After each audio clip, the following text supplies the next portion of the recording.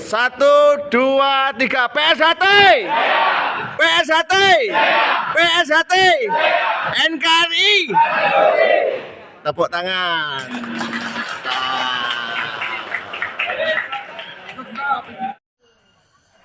Rapat Kerja Nasional Persaudaraan Setia Hati Terate atau PSHT dibuka Ketua Umum PSHT Muhammad Taufik pada Jumat siang. Sedikitnya 102 cabang, 20 pengprov serta perwakilan cabang negara Timor Leste dan Malaysia hadir dalam Rakernas tahun ini. Ketua Umum PSHT mengatakan hal pertama yang jadi pembahasan yaitu memperbaiki pendidikan dan pelatihan silat agar menjadikan manusia khususnya warga PSHT berbudi luhur. Menurutnya, seharusnya PSHT ikut menjaga Kamtibnas. Namun dalam kenyataannya masih banyak persoalan. Penyebabnya yaitu adanya jarak sehingga acap kali merepotkan TNI dan Polri.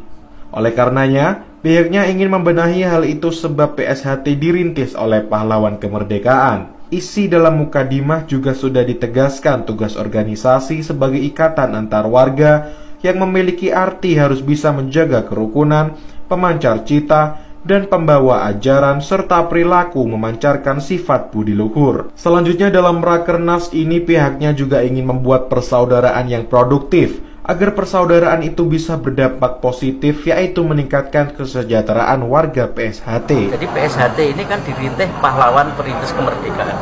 Seharusnya kita ikut menjaga Kamtibmas. Tapi kan dalam banyak kasus kita ini sering mengganggu ketertiban masyarakat.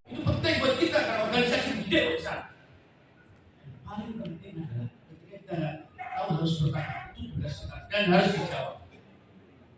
Nah, atas itu kami sudah advokasi kita sama saudara-saudara prosilis dan semua juga bekerja dan tidak boleh mana yang paling berjasa, tidak. Kita jangan mengukur siapa yang paling jasa. Organisasi ini disusun untuk membangun bersama. Semua di antara kita para pelatih pun salah satu uji mereka gara-gara pelatih itulah kita jumlah kita makin besar.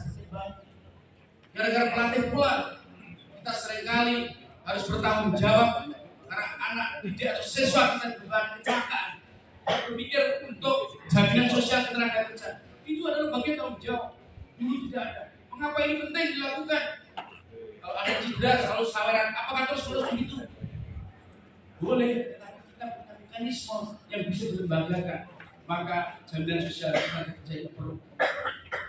Saudara, kami sudah upaya itu ke kira-kira beberapa bulan yang lalu dan saya temukan juga Mas Taufik dan Ibu Menteri Menko Polhukam dan proses itu sudah didengarkan dan kemudian itu beberapa bulan tidak muncul lagi.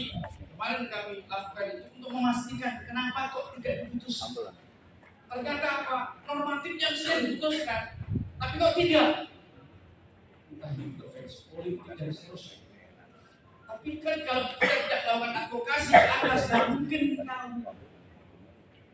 Jadi mohon dengan hormat, kami saling memahami. Pasti bisa bertanya, gimana toh ini soal Padepokan Agung kita, lalu soal tanah, soal pelatihannya itu, semua masalah bisa dianggap masalah. Tapi semua masalah itu juga pasti ada prinsip. Karena itu mohon dengan hormat, kita harus memprioritaskan beberapa agenda.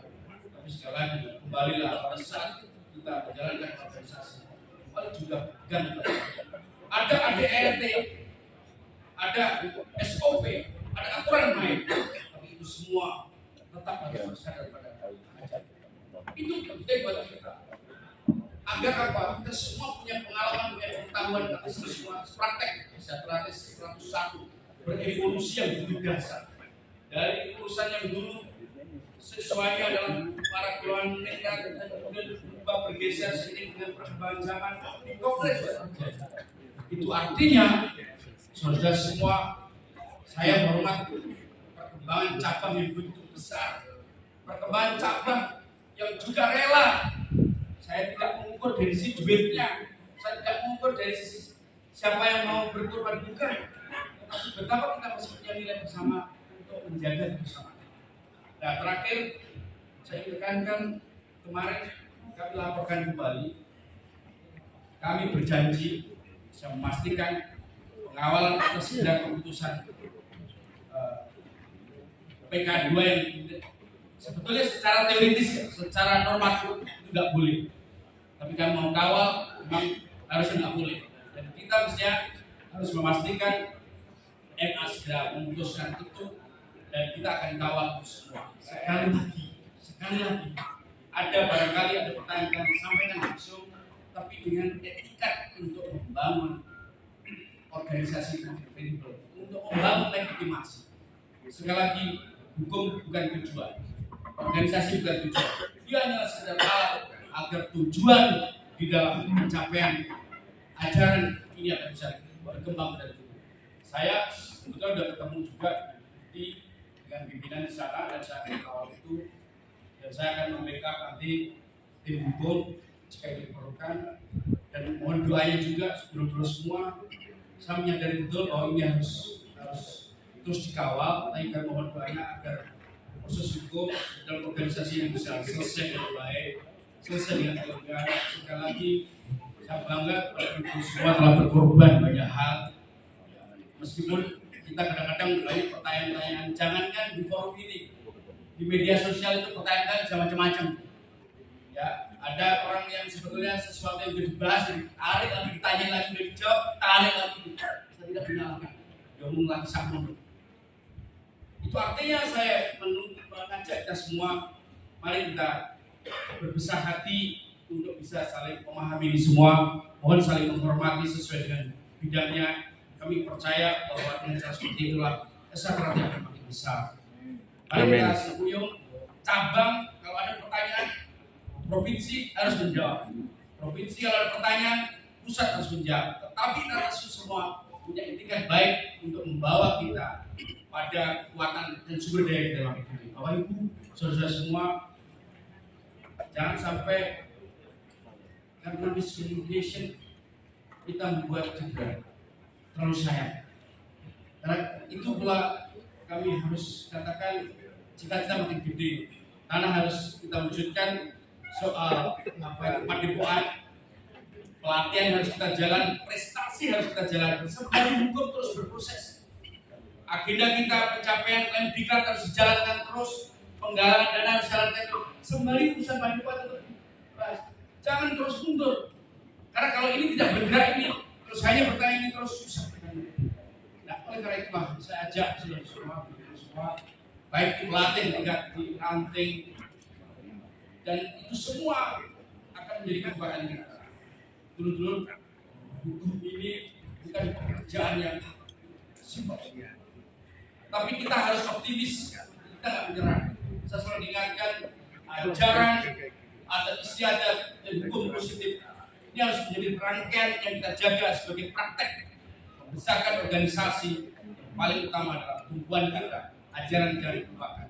Jangan terlalu terus di sini energi kita habis urus organisasi dan hukum, sementara ajaran kita tidak kita kembangkan. Oleh karena itu harus kita terus sudah mulai membaik. Catatan kita makin membaik dalam arti capaian-capaian hukum makin membaik. Kita kawal makin jalan. Tapi sembari di sini ajaran jangan lupakan. Kita tidak boleh mengklaim mana yang paling hebat. Karena sesungguhnya itu terletak pada diri kita. Yang tahu tetap diri kita sendiri. Atas dasar itu mohon maaf atas segala keterbatasan. Organisasi itu terus berupaya untuk mengajak saudara semua karena energi kita yang terletak pada rasa solidaritas dan kebersamaan karena ikatan persaudaraan. Assalamualaikum warahmatullahi wabarakatuh. Perjalanan advokasi tetap jalan, pengembangan jaringan tetap jalan. Sekali lagi, semua harus bertumbuh pada ajaran. Karena misi besar kita adalah menyebar kebaikan. Kamu mayu ini bawono itu artinya menjaga situasi dunia damai akan lebih damai. Tantangan yang kita hadapi sekarang ini di Indonesia misalnya, SR itu makin diperhitungkan di berbagai forum selalu diceritakan. Ketika saya ketemu capres 3 itu ngobrol informal juga mengenal SR. Dan mereka tahu persis bahwa sebagai organisasi kita nggak mungkin ini sebesar ini dengan 101 tahun ini kita harus tunduk dan turun pada urusan-urusan kecil. urusan hukum, salah satu contoh yang paling konkret adalah dari diceritakan proses PK yang telah dan kita menang dan kemudian dibuka lagi dan diajukan lagi oleh PK. Secara normatif itu nggak boleh, karena itu perdata kecuali pidana. Tapi kenapa kok tetap didaftar?